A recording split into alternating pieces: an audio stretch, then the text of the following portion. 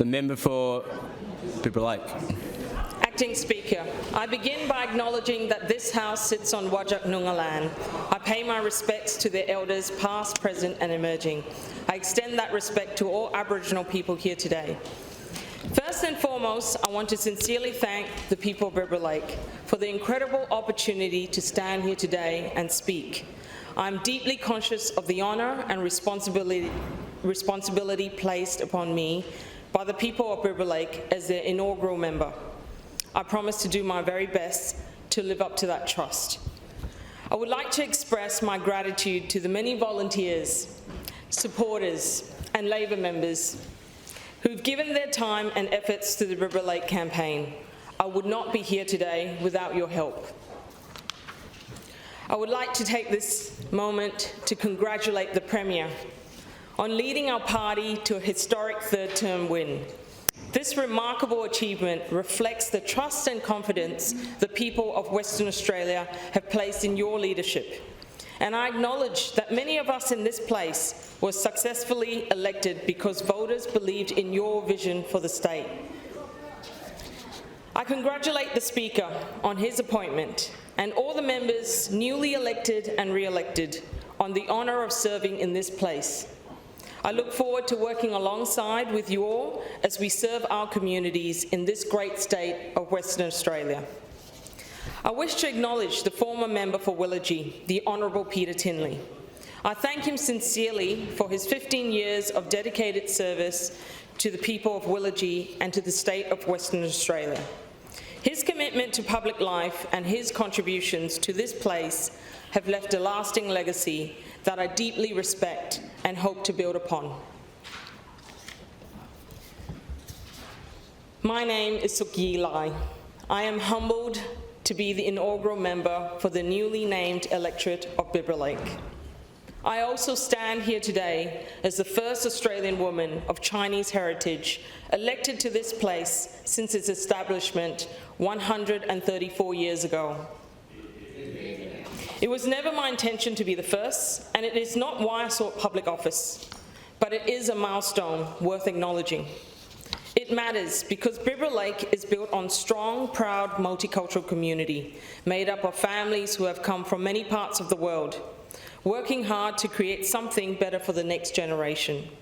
I am proud to represent this community that reflects the modern face of Australia, and I hope my presence here helps others to see that they too belong in places of leadership and decision-making. I stand here today having been shaped by my own background and upbringing. I grew up in one of the most remote and unique parts of our country, Christmas Island in the Indian Ocean Territories. To many people, Christmas Island is known for either the famous red crab migration or for its detention centre. But for me, it is much more. I had the kind of childhood that many children growing up on Christmas Island in the 80s had, riding around in our BMX bikes, racing down winding roads, weaving between phosphate stockpiles, climbing trees in the jungle, and swimming in the turquoise waters of Flying Fish Cove. The island was our playground, but it was more than that. It was a community bound by solidarity, bound by culture, and bound by the knowledge that when no one else would look out for us, we would look out for each other. It was a place where in our neighbourhood it was normal to hear English, Malay, Hokkien, and Cantonese spoken, sometimes all in one conversation. Uniquely, Christmas Island is the only place in Australia where both Chinese New Year, Hari Raya, and Christmas are all public holidays, showing its great cultural diversity. These cultural celebrations always brought everyone together. On those days, neighbours would open their homes, the air thick with the scent of incense and spices, the sounds of line dance drums and call to prayers, blending in a way that felt uniquely ours. But while my life as a child was carefree, there was another story unfolding around us. In 1980, a public inquiry was held into the governance framework of Christmas Island. At that that time, Commissioner Sweetland made these remarks. He said, "The institutional framework which Christmas Island operates is outmoded, discredited, and in many ways repugnant." Acting Speaker, Commissioner Sweetland was referring to a situation on Christmas Island where its colonial roots were distinctly outdated for a territory in Australia. My father, Liahong, on Christmas Island, my father, Liahong, arrived on Christmas Island during this period in 1978. At that time, those of Asian heritage were paid 1/3 of the Australian minimum wage. They were called by numbers, not by their names. They were confined to riding on cattle bus, not the air-conditioned proper bus. They did not have any right to citizenship, meaning you could work on Christmas Island for 30 years or live there your whole life and still be denied citizenship, the right to own a home, or be subjected to the threat of being deported at a moment's notice, never to return. Acting Speaker, my story began during this period in Australian history. My father, Liahong, was born in a town called Kluang in the state of Johor, Malaysia, the eldest of 9 children. Due to the economic conditions at home and being the eldest son, he went to work at the age of 13 so that he could contribute to the family household income. In his early 20s, Dad saw an advertisement for work on Christmas Island. It was in this spirit of adventure that he thought it might be a great opportunity for work. He just didn't realize it would be an adventure of a lifetime. Arriving on Christmas Island in 1978, Dad was shown to his living quarters, and it was there he first realized the stark difference in how Asian workers were treated. His living quarters was a small room with no mattress, just a hard wooden bed frame and no hot water. When he questioned his fellow workers about these conditions, they replied to him, "You're only new here. You get used to it." Acting Speaker, the workers at that time had been conditioned to accept this lower standard of living, even though on mainland Australia, such conditions were not acceptable, and it is why Commissioner Sweetland described them as repugnant. Realizing the realities of the living conditions which impacted on his productivity at work, my dad joined the newly formed Union of Christmas Island Workers. One thing I admire greatly about my dad is that he will stand up against inequality and injustice. The union movement grew in momentum under the leadership of the late Gordon Bennett as its union secretary. Together with my dad and others, they not only galvanized the workforce, but the whole community to achieve great victories that has left a lasting legacy in the lives of Christmas Islanders. Wage parity with the mainland, citizenship rights, the right to own a home, and improved working conditions. Ultimately, they fought and won the battle to ensure mining continued on the island, which was and continues to be the main provider of jobs to this day.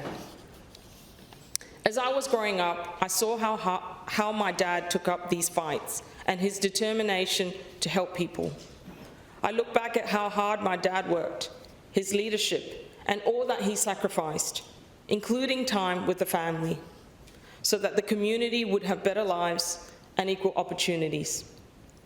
Today, I want to pay tribute to my dad, who taught me the enduring values of standing up for what's right and the power of what we can achieve when we come together in collective action against injustice. I also pay tribute to the late Gordon Bennett, of which Christmas Islanders owe a great debt. Acting Speaker, these were not stories from a century ago. These were the lived experience of my parents and of the generations that came even before them. Our life circumstances profoundly shape the way we see the world. They imprint on us the values that guide how we think, how we act, what we choose to fight for. From those early lessons, I learned the value of solidarity and the strength of a community when it stands together. When it stands together under strong leadership, great things can be accomplished. Another lesson my parents taught me while growing up was that in this country, we can achieve much if we work hard, and my parents showed me what it takes to pursue enterprise, to create opportunities for ourselves and for others. While my dad is a force for enterprise and ideas, I learned much of this from my mother.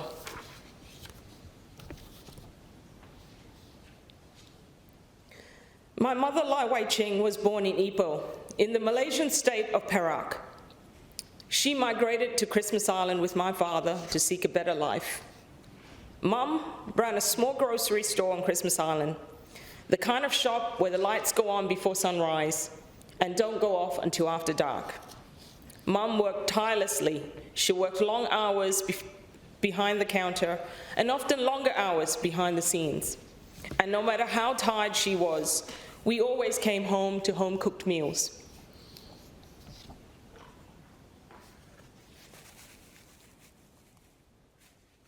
And like most small business owners, my parents enlisted us kids. My brother, sister, and I all took turns helping out, stacking shelves, cleaning, working the cashier during weekends and school holidays. Lessons in work ethic and responsibility that no textbook could teach. Today, I wish to pay tribute to my mother, who taught me the valuable lessons of hard work, but also her compassion for people is something I admire and wish to emulate in my own life. Bibra Lake is a community shaped by many stories like mine. Nearly half our residents have parents born overseas, from Italian, Slavic, Balkan, Portuguese, Spanish, and other migrant backgrounds. Many families came to Western Australia with the hope of building a new life. They have had to work as labourers, farmers, to be enterprising and to integrate into mainstream society. Their focus has also been on their children and the next generation, ensuring they get a good education. Acting Speaker, as we face a changing world with AI, new technologies, and a changing global situation, a good quality education to prepare our children for the future is something that is not just desired by migrant families, but by all. I was a recipient of good quality education in WA, most of which I received in the electorate of Bibra Lake. I attended Murdoch University and completed a double degree in education and Asian studies. It was a perfect place for me to ground myself in the values of social justice, affirmative action, and progressive beliefs. It was for me the place that encouraged lifelong learning, the curiosity to explore other cultures, the courage to challenge social norms that oppress, and the sensitivity to recognize what was unjust. I am grateful that Murdoch University is situated in the electorate of Bibra Lake, and I am proud to be part of the alumna. After university, my career started as a secondary school teacher. I chose to become a teacher because I believed in the transformative power of education. Education to me is not simply about the transfer of knowledge. It is about preparing people for the future. It is about equipping individuals not just with facts and figures, but with the skills, values, and resilience they need to navigate life's challenges and to contribute meaningfully to society. It is one of the few professions where you see in real time the growth of a person's confidence, the discovery of their potential, and the spark of curiosity that can shape a lifetime. I always believed and continue to believe that learning is a lifelong journey.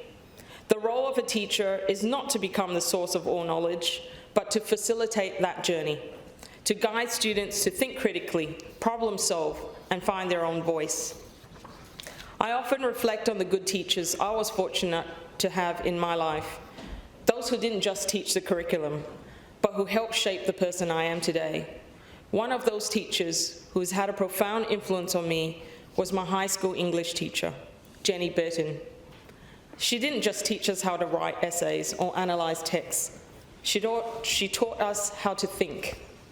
She encouraged us to question what we saw around us, to look beyond the surface of things, and to ask whether the norms and conventions we accept in society truly serve everyone. She helped me realize that just because something is widely accepted doesn't mean it's right, and that we as individuals have the power to challenge and change what no longer serves us as a community. Teachers have such an important role in our society.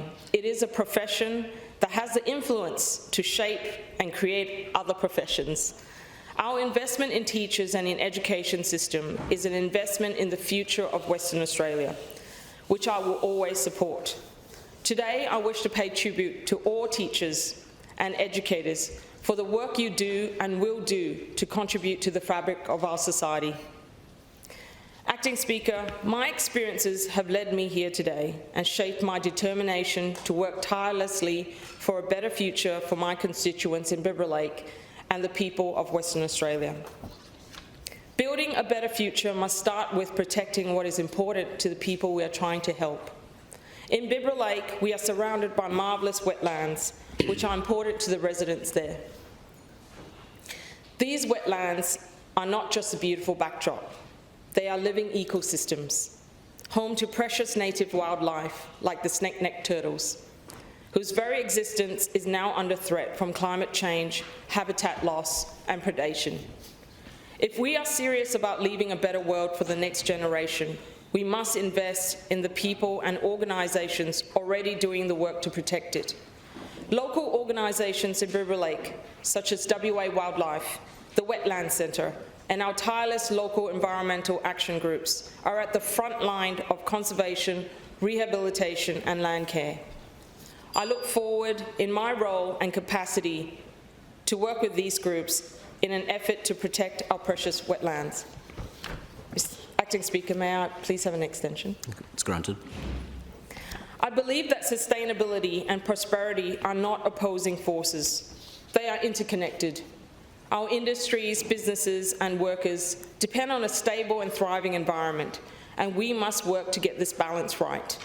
Acting Speaker, I have spoken a bit about history today, and I do like to take lessons out of history. However, I am excited about the future of this great state of Western Australia under the Cook Labor government. I am excited for the future opportunities for my electorate of Bibra Lake. Today, the electorate stands at the forefront of innovation, with a growing focus on renewable energy and sustainable industries. Home to 1,673 businesses, the Bibra Lake precinct is made up of large engineering firms to construction, transport, clean technology startups, and leaders in recycling. The precinct is building a resilient local economy while working towards a cleaner, more prosperous future for Western Australians. Even the street names reflect the vision, with Efficiency Way, Sustainable Avenue, Renewable Chase, Hydro Rise, and Solar Pass, demonstrating that in Bibra Lake, environmental responsibility and economic growth can travel down the same road, preferably down Efficiency Way. Acting Speaker, we are now living in what I believe is a golden age of economic opportunity for Western Australia. Our state is leading the country in economic performance, but opportunity alone is not enough. We must harness it. We must be bold enough to lift our eyes to the horizon and see the potential that lies in our region. Above us lies Southeast Asia, the Indian Ocean economic rim, some of the fastest growing and most dynamic economies in the world. And we have something that is the envy of the country. We share the same time zone as those regions. It's not only a geographic fact, it is a strategic advantage. It means we can build people-to-people connections, educational partnerships, innovative networks, and business ties that is critical to our plans to establishing our own manufacturing industries here in Western Australia.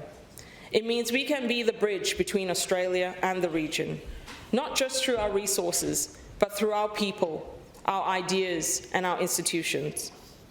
Acting Speaker, we must continue to take advantage of our unique geographical position, our strategic resources, and we must drive the renewable energy transition. By doing these things, we can secure a prosperous future for the people of Western Australia. I look forward to being part of this Cook Labor government to drive policies and reforms that improve this state and the well-being of our people. However, I am cognizant that my role as a member for Bibra Lake must first and foremost be to serve my constituents. One of the greatest privileges of this campaign, and now of holding this office, has been the opportunity to meet my constituents at their doorsteps. I want to share a story of a woman I met while door knocking in Spearwood. She told me how she migrated to Perth at the age of 12 from Italy, Calabria, settling in what was then a quiet rural part of our state. She married here and alongside her husband toiled on a small farm, sometimes with her young son strapped to her back as she worked the land. Through hard work and perseverance, they earned enough to build their own home, have a family, and now grandchildren. At 70 years of age, she reflected on her life of hard work, raising a family, and telling me that she never received any support from government, not then and not now. And with a hopeful voice, she said, "I just hope now that I'm older, maybe there's something for us seniors." I told her about the WA Seniors Card, a small but meaningful support for older Western Australians. She had never heard of it. Through that interaction, I was able to assist her in applying for it. Acting Speaker, I learned a lot during that conversation. I learned that even the strongest, most independent among us still hope to be seen, to be supported. And I learned that as a government, we must do better at reaching out, communicating that help that is available. During my campaign, I had many conversations at the door, and those conversations reminded me that government doesn't just line policy documents or initiatives. It lives in the connection and in the way we make people feel heard. It is in those voices, like that grandmother in Spearwood, that I carry into this chamber. They remind me why I'm here and who I'm here for. Acting Speaker, I would finally like to conclude my address in this chamber. It is also with deep humility, knowing that I stand here not as an individual, but as a proud member of the Labor Party and the broader Labor movement. The Labor Party has always been a party of the people, and at the heart of this has been the union movement. It is a movement that has for generations stood shoulder to shoulder with working people, fighting for fairness, equality, and opportunity. I know that when I stand in this place and I serve my electorate, it is those values that will guide me. As I reflect on the journey that has brought me here to this chamber, I am deeply conscious that no one arrives in this place alone. While I may not be able to name every person who supported me, I must acknowledge those whose belief, guidance, and effort carried me to this moment. To the Honourable Kate Dowse, my campaign director, who despite directing 3 other campaigns, worked hard to make sure mine would be a success. The other 3 were also a success. I thank her for her mentorship and guidance in my journey to this place. To Shane Hill, my campaign manager, WA Labor State Secretary Ellie Whittaker, Assistant State Secretary Lauren Kayoon, and my campaign organiser Mark Fay and the CHQ team, thank you for ensuring that my campaign would be as seamless as possible. To my union, the Shop Distributive and Allied Employees Association, especially Ben Harris, thank you for your support and counsel. To the Honourable Clive Brown, thank you. For your guidance over the years has been invaluable to my growth in this role. To the Honourable Alana McTiernan, thank you for encouraging me to step into public life. And to the Honourable Warren Snowden, thank you for being the role model to me of what it means to be a strident and fearless Member of Parliament. To my brother, Christopher, thank you for your guidance and encouragement over the years. To my sister Stephanie Lai and brother-in-law David Mulheron, thank you for traveling from Christmas Island to support my campaign. Your presence reminded me of the strength of family. To my mum and dad-in-law Jennifer and John Gann, your support, whether in door knocking or school pickups, has meant more than words can say. To my 3 beautiful children, Lauren, Sophia, and Lucas, thank you for the joy and grounding you give me. And to my husband, Nick, your unwavering support and faith in me every step of the way has made this all very possible. Thank you for being my partner in every sense of the word.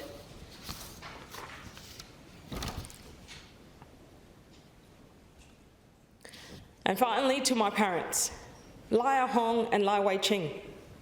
Your sacrifices, your hard work, and your love gave me the foundation upon which I now stand. Everything I do in this place is a tribute to you. Acting Speaker, I'm proud to be part of the Labour movement that believes in the dignity for working people, in compassion, in progress, and the bold aspirations for the state of Western Australia. And as I stand in this chamber, once a distant thought, I am reminded of the words by the poet Rumi. You are not a drop in the ocean. You are the entire ocean in a drop. That is what the Labour movement taught me, that each of us, no matter where we came from and who we are, carries within us the power to shape our future and to shape a better world for others. Thank you.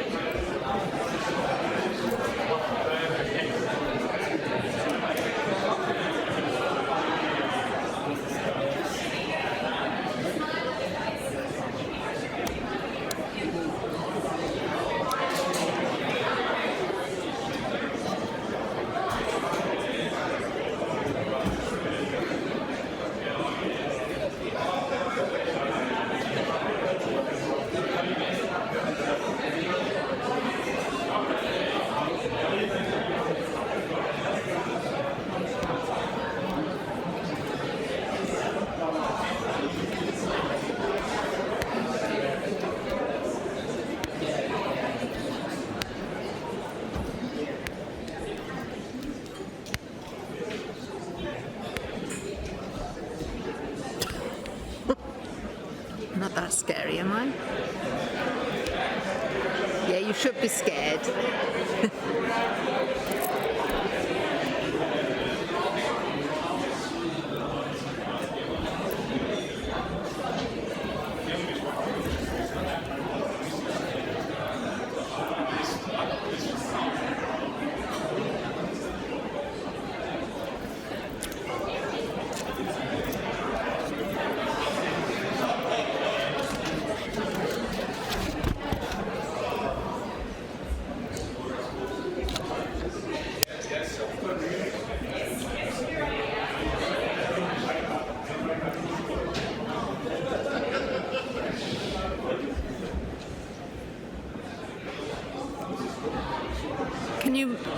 Can you please resume your seats? Thank you.